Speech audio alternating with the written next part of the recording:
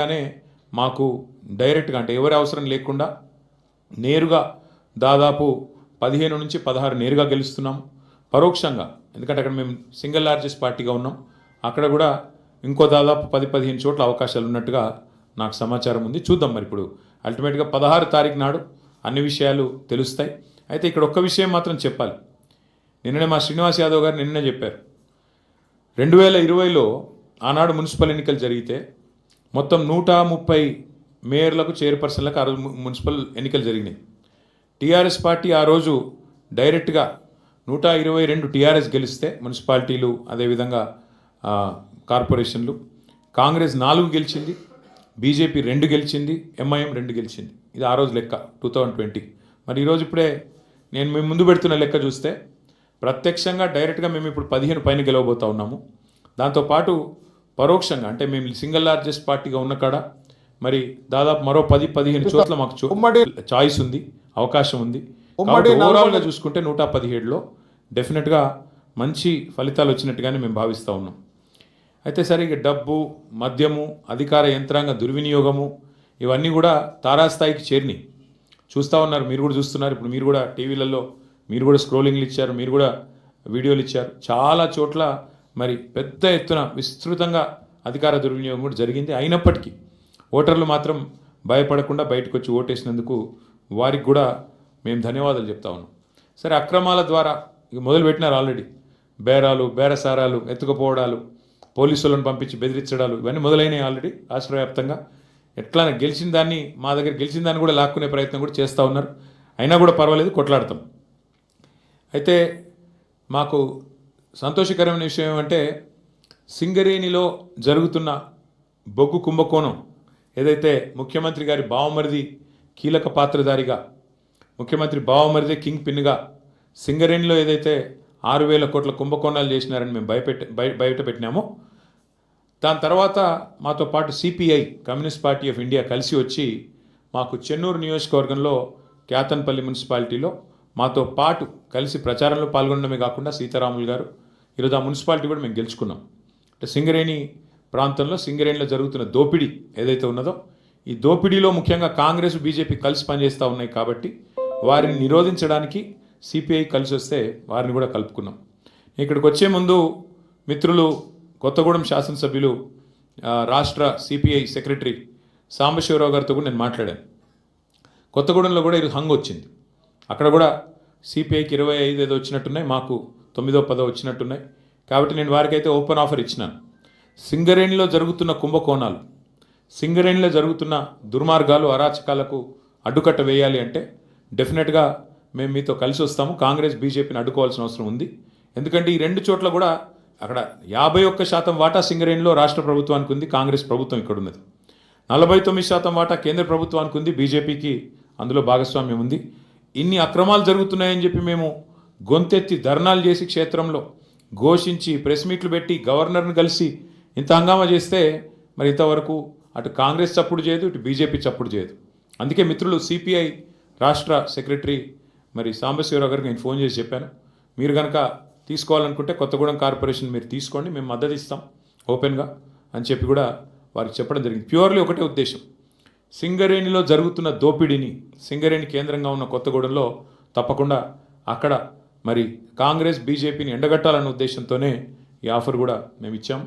అట్లా కలిసి వచ్చే లౌకిక పార్టీ ఉంటాయి, చాలా రకరకాల కాంబినేషన్స్ ఉంటాయి. ఇవన్నీ కూడా చూసిన తర్వాత మేమైతే డెఫినెట్గా గట్టిగా పోరాడినాము. గట్టిగా క్షేత్రస్థాయిలో మా నాయకులు, మా కార్యకర్తలు కూడా బలంగా కొట్లాడారు. మంచి భవిష్యత్తు ఉంది అనడానికి. అట్లాగే ఈరోజు మరి ప్రధాన ప్రత్యామ్నాయం, ప్రధాన ప్రతిపక్షమే ఈ రాష్ట్రంలో. కాంగ్రెస్తో పోరాడగలిగిన శక్తి, కాంగ్రెస్ను గద్దెదించే శక్తి, బీజేపీని నిరోధించే శక్తి ఖచ్చితంగా బీఆర్ఎస్కు మాత్రమే ఉంది అని మొన్న పల్లెల్లో జరిగిన ఎన్నికలు, ఇవాళ పట్టణంలో జరిగిన ఎన్నికలు తేల్చి చెప్పాయి. పల్లెల్లో 4,000 పైచిలకు సర్పంచులు గెలిపించారు ప్రజలు. మరి అట్లాగే పట్టణంలో కూడా ఇది చూస్తే దాదాపు 730-740 వార్డులు గెలిచి అక్కడ ఇక్కడ 2 చోట్ల కూడా ప్రధాన ప్రతిపక్షం కేవలం బీఆర్ఎస్ మాత్రమే, పోరాడే సత్తా ఉన్న పార్టీ బీఆర్ఎస్ మాత్రమే. 2 పార్టీలు, ఒకటి ఢిల్లీలో అధికారంలో ఉంది, ఇంకోటి రెండోది రాష్ట్రంలో అధికారంలో ఉంది. కానీ ఈ 2 పార్టీలు ఉన్నప్పటికీ, ఎన్ని రకాల కుయుక్తులు పనినప్పటికీ బీఆర్ఎస్ఏ కేసీఆర్ గారి నాయకత్వమే ఈ రాష్ట్రానికి శ్రీరామ రక్ష అని చెప్పి మళ్ళీ ఒకసారి అటు పల్లెల్లో ఇటు పట్టణంలో ప్రజలు తేల్చినట్టయింది. మరి ఇదే ఉత్సాహంతో రేపు హైదరాబాద్ కార్పొరేషన్ కానీ మిగతా కార్పొరేషన్ వరంగల్ ఖమ్మం కానీ అట్లాగే జిల్లా పరిషత్ ఎన్నికలు పెడితే వాటిలో కానీ ఇదే ఉత్సాహంతో ముందుకు పోతాం. డెఫినెట్గా ఎక్కడెక్కడైతే ఈ దుర్మార్గాలు అరాచకాలు జరిగినాయో వీటిని వదిలిపెట్టం. అవసరమైతే వాటి మీద న్యాయ పోరాటం చేయడం, వాటి మీద ఇంకా ఎట్లాంటి వ్యూహాలు అవలంబించాలో అవన్నీ కూడా పార్టీలో చర్చించి నిర్ణయం తీసుకుంటాం. కానీ మళ్ళొకసారి మా కార్యకర్తలకి, నాయకులకి, మాకు సపోర్ట్ చేసిన ప్రజలకి, మాకు ఓటేసిన ప్రజలకి చాలా స్వల్పమైన తేడాతో ఓడిపోయాం. కొన్ని చోట్ల ఒక ఓటుతో, అర ఓటుతో ఇట్లా రకరకాలుగా జరిగినాయి. అక్కడ కూడా ఓడిపోయిన వాళ్ళు కూడా ఎవరు నిరాశ పడవద్దని, బేజారు కావద్దని చెప్పి కూడా వారికి కూడా విజ్ఞప్తి చేస్తూ మీకు కూడా మళ్ళొకసారి ధన్యవాదాలు.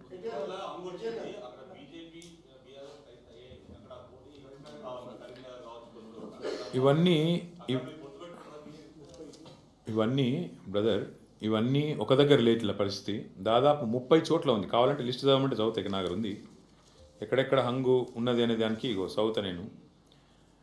జనగామ, మహబాదు, కేసముద్రము, వర్ధన్నపేట, గద్వాల, అల్లంపూరు, దేవరకద్ర, ఇగో మొత్తం 30 లిస్ట్ ఉంది. దీన్ని బట్టి ఏమర్థమవుతుంది నీకు? మేము ఆల్రెడీ స్పష్టంగా గెలిచింది దాదాపు ఒక 15-16 ఉన్నాయి. అవి కాకుండా 30 హంగు ఉన్నాయి. అంటే రాష్ట్రంలో 117 చోట్ల ఎన్నికలు జరిగితే 30 హంగు ఉన్నాయి, 15 మేము గెలిచినాం. అంటే 46 ఓన్ ఇక వాళ్ళు గెలిచిందని. కాబట్టి నేనేమంటున్నా అంటే ఇక్కడ ఏ వైఖరి అవలంబించాలి, మా పెద్దలు, మా పార్టీ అధ్యక్షులు కేసీఆర్ గారితో కూడా మాట్లాడతాం. అట్లే స్థానిక నాయకత్వ మనోభావాలు కూడా మేము, ఎందుకంటే స్థానిక ఎన్నిక, స్థానిక నాయకుల మనోభావాలు, స్థానికంగా ఏం పరిస్థితులు ఉన్నాయి అవి కూడా బేరీ చేసుకున్నాక నిర్ణయం తీసుకుంటాం. ఇంకా 2 days టైం ఉంది కాబట్టి ఆలోచించి నిర్ణయం తీసుకుంటాము. ఇప్పుడు నేను ఓపెన్గా చెప్పాను, కొత్తగూడెంలో కాంగ్రెస్, బీజేపీ 2 కలిసి సింగరేణికి అన్యాయం చేస్తున్నాయి. ఇందులో వేరే ఉద్దేశం ఏం లేదు, మాకు రాజకీయపరమైన ఉద్దేశం, ఎజెండా ఏం లేదు. సింగరేణిని 2 జాతీయ పార్టీలు గొంతు కోస్తున్నాయి. ఇవాళ కాంగ్రెస్ దోపిడీ చేస్తుంటే బీజేపీ ఎందుకు మౌనంగా ఉంటుందని మేము అడుగుతున్నాము. ఆధారాలతో ఆధార సహితంగా మేము స్పష్టంగా కుంభకోణం జరిగిందని బయటపెడితే ఎందుకు బీజేపీ ఉపేక్షిస్తున్నది? ఎందుకు రేవంత్ రెడ్డిని కాపాడుతున్నది? రేవంత్ రెడ్డి బావమరిదే కింగ్ పిన్గా ఇంత పెద్ద కుంభకోణం నడుస్తుంటే భారతీయ జనతా పార్టీ ప్రభుత్వం ఎందుకు అడ్డుకుంటున్నది? ఎందుకు అడ్డుకోలేకపోతున్నది? ఎందుకు కాపాడుతున్నది కాంగ్రెస్ అరాచకాలని అనేది మా ప్రధాన ప్రశ్న. అందుకే సిపిఐ నాయకత్వానికి నేను అందుకే ఓపెన్గా చెప్తా ఉన్నా, ఇలాంటి ప్రత్యేకమైన పరిస్థితులు ఉంటాయి అక్కడక్కడ. దాన్ని బట్టి మరి మా పెద్దలతో చర్చించి, పార్టీలో చర్చించిన తర్వాత స్థానిక నాయకత్వ మనోభావాలు దృష్టిలో పెట్టుకుని నిర్ణయం తీసుకుంటాం.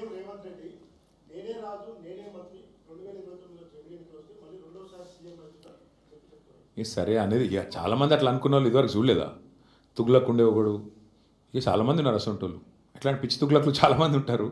అట్లాంటి వాళ్ళు వస్తారు పోతారు, ఎవ్వరూ పర్మనెంట్ కాదు. నేనే రాజు, నేనే మంత్రి అనుకున్న వాళ్ళు చాలామంది అట్లనే గాలి కొట్టుకొని పోయినరు.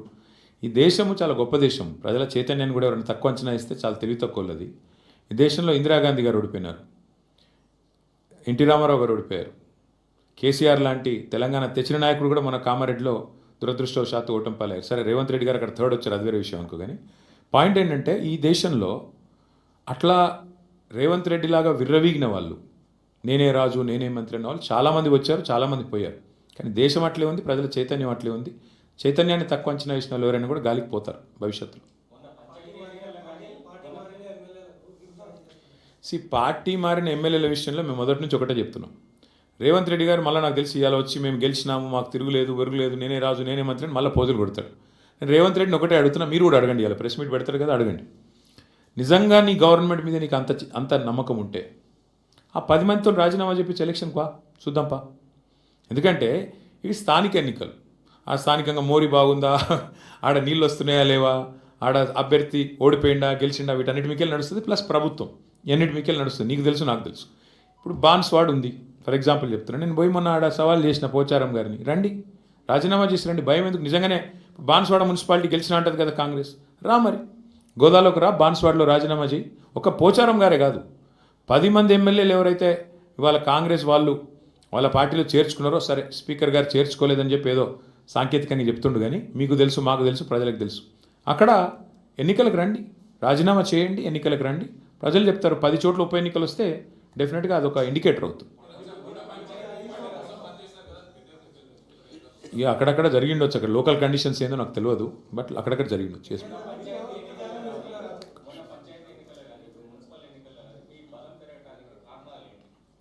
ఒకటి ప్రధాన ప్రతిపక్షంగా మేము సఫలమయ్యామని భావిస్తా ఉన్నాం. ప్రజల ఇష్యూస్ మేము ఎత్తుకున్నాం. 6 గ్యారంటీల అమలు వైఫల్యం, 420 హామీల అమలు వైఫల్యం, బలహీన వర్గాలకు ఈ ప్రభుత్వం చేసిన మోసాన్ని ఎండగట్టడంలో, మైనారిటీలకు ఈ ప్రభుత్వం చేస్తున్న అన్యాయాన్ని ఎండగట్టడంలో, దళిత గిరిజనులకు ఈ ప్రభుత్వం ఇచ్చిన హామీలు ఎగ్గొట్టిన విషయంలో కానీ, మహిళల విషయంలో కానీ, యువకుల విషయంలో కానీ ప్రతి విషయంలో అందరికంటే యాక్టివ్గా అగ్రెసివ్గా ముంగటున్నది బీఆర్ఎస్ పార్టీ, కేసీఆర్ గారి నాయకత్వం. కాబట్టి సహజంగానే మా కోసం కొట్లాడుతున్న వాళ్ళు అనే భావన ఉన్నప్పుడు ప్రజలు కూడా మాకే మద్దతు ఇస్తారు. ఇంకోటి ఇప్పుడు 2 ఏళ్ళకే ఇట్లుందంటే, ఇప్పుడే నేను మీకు చెప్పిన బ్రదర్, మళ్ళొకసారి చెప్తా ఉన్నా. 2020లో అంటే సరిగ్గా అప్పుడు మాకు కూడా ఎలక్షన్కి ఇంకా 3 ఏళ్ళు దూరం ఉండే. ఆ రోజు 130 మున్సిపాలిటీలో ఎలక్షన్ అయితే మేము 122 గెలిచినాం. కాంగ్రెస్ కేవలం 4, సింగిల్ డిజిట్ దాటలే. ఇక బీజేపీ 2, ఎంఐఎం 2. ఈరోజు మేము యాజ్ ఇట్ ఈస్ 117లో ఎన్నిక జరిగితే మేము 116లో ఎన్నిక జరిగితే మేము డైరెక్ట్గా గెలిచింది 15, 30 హంగు ఉన్నాయి. దీన్ని బట్టి అర్థం చేసుకోవచ్చు మీరు ప్రజల ఆగ్రహం కానీ, ప్రజల అభిప్రాయం కానీ, జనరల్గా సర్వసాధారణంగా ఇప్పుడు మేము 32 జిల్లా పరిషత్లు 32 గెలిచామా ఆ రోజు? కార్పొరేషన్లు అన్నీ గెలిచినాం 10కి 10. మున్సిపాలిటీలో 130 అంటే 122 గెలిచినాం. కాబట్టి ఇట్లాంటి పరిస్థితులు ఆ రోజు ఉండే. కానీ ఈరోజు ప్రజల్లో మార్పు, ప్రజల్లో ఎంత వ్యతిరేకత ఉంది ఈ ప్రభుత్వం మీద అన్నది ఆల్రెడీ బయటపడుతుంది. అందులో మళ్ళీ ఇన్ని అక్రమాలు, ఎత్తుకపోవడు, గుంజుకపోవడు, మళ్ళీ చేసిందే చేసి మళ్ళీ కాంగ్రెస్ గెలిచేదాకా కౌంటింగ్ చేయించుడు. మా వాళ్ళని ఇప్పుడు ఈ నిమిషానికి మా ఆరూరు రమేష్ ధర్నా చేస్తున్నారు అక్కడ పోలీస్ స్టేషన్ ముంగట. ఎన్నో జరుగుతూ ఉన్నాయి. గద్వాల్లో మా వాళ్ళు ధర్నా చేస్తూ ఉన్నారు. కాబట్టి ఇన్ని జరిగినా కూడా ఇట్లా ఉంది పర్ఫార్మెన్స్ అంటే దీన్ని బట్టి మనం మా శ్రీనివాస్ యాదవ్ గారు నిర్ణయం అయిపోయింది. అందుకే అధికార పార్టీ 80-90% గెలిస్తేనే గెలిచినట్టు, లేకపోతే అదేం గెలిపాయని నిర్ణయం అయిపోయిండు. నేను కూడా మళ్ళీ అదే ఉటంకిస్తున్నా.